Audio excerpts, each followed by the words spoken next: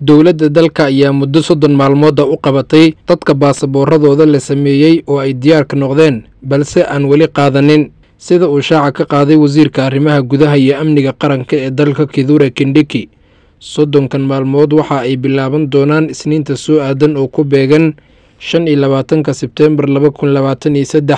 wasiirka waxa uu intaasi ku daray in maalin walba oo Arbaca oo ay ugu horeyso Arbacada soo aadan in dowladda warbaahinta ay ku soo daabici doonto dadka ay baasaboorradooda diyaar ka yihiin ee wali aan qaadanin inta 30 maalmood lagu guda jiro. wasiir Kindiki waxa uu xusay in tirada baasaboorrada ee hadda diyaarka ah ay yihiin 87,574 kuwaasi oo kala yaalo lagana kala qaadan karo xarumahan soo socdo. xarunta koowaad waa xarunta dhexe ee Nyayo House ee magaalada Nairobi. waxaa yaalo 36,170 baasaboor oo diyaar ah sida uu sheegay wasiirka arrimaha gudaha. xafiiska Embu waxaa yaalo 10,409. xafiiska Eldoret waxaa yaalo 9,938. xafiiska Kisumu waxaa yaalo 9,515. xafiiska Nakuru waxaa yaalo 8,023.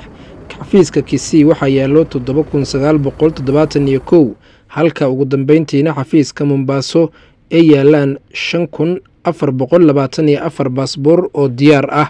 ugu dambeyntii wasiirka ayaa digniin adag diray isaga oo sheegay in shakhsiyaadka baasaboorradooda ay diyaar ka noqdeen ee ku qaadan waayay muddadaasi 30 maalmood ah qashinka lagu dari doono si waafaqsan sharciga dalka, ganaaxna ay la kulmi doonaan mustaqbalka markii ay mid cusub dalbanayaan.